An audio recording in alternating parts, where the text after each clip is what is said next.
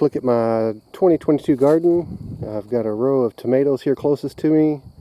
The next row is bell peppers, jalapeno peppers, some habaneros, and our local town is giving away free mulch. We've had a lot of down limbs over this past winter. So I just finished spreading out the mulch on those two rows. That was 2 truck beds worth of mulch.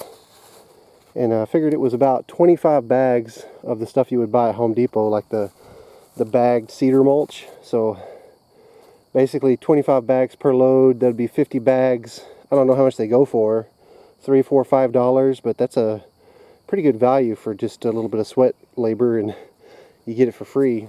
Over there I've got some kale that I've already started munching on, making some little kale and little chicken salads. It's pretty good. I got one lone cilantro plant. And then here at the end of this kale, I've got a couple of rows of onions that are just coming up. And it's kind of grassy over there, but I'm not too worried about the onion plants getting too grassy. I might go in through with a hoe once they get a little bit bigger, but right now it's a little too early to get in there too delicately with the hoe. And then this middle row right through here, I planted some cantaloupe just because that's the only seed I really had left that I was interested in seeing how it would do out here. But those cantaloupe plants are just starting to pop up out of the ground, so we'll see how they do. I think those are kind of viney. I've never grown cantaloupe before, but they may end up taking over this whole area.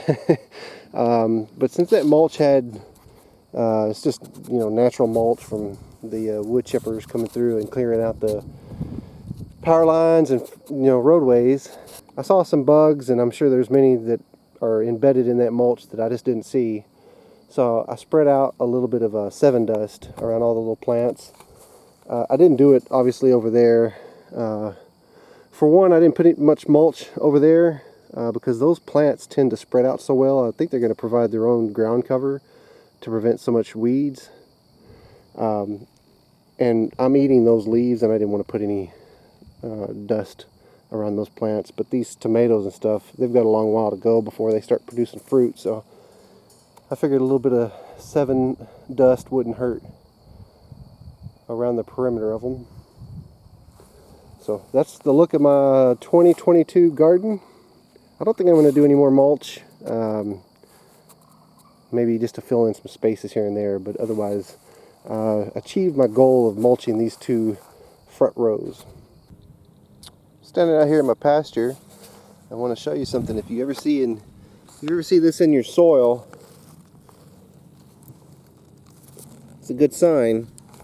These are earthworm castings. I've got a lot of them. So as earthworms dig, they push up these castings. Pastures are looking good. Got a lot of volunteer ryegrass coming up. The bad thing is we're supposed to get 100-degree temperatures, or at least close to it, this next week. So likely a lot of this ryegrass will die back, but at least we got some good growth. It's pretty stemmy though. So they shot up, you know, went to seed. Not a whole lot of leaf right there. But the cows will get rotated over here pretty soon, and they'll do their thing. I'm just glad to see some green here in the pasture. We kind of had a dry, very windy April. I think we set a record for the amount of wind we had, so you know that's going to dry out the pasture. Here we got some clover. I don't know if you can see, got some bees right there.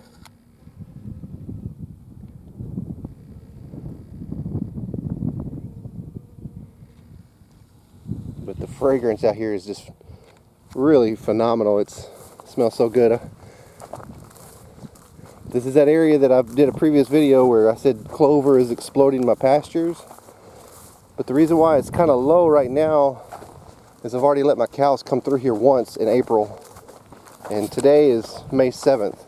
We got a bunch of good rain last weekend, and that seemed to really kick off the the ryegrass growth and the clover and everything else coming back.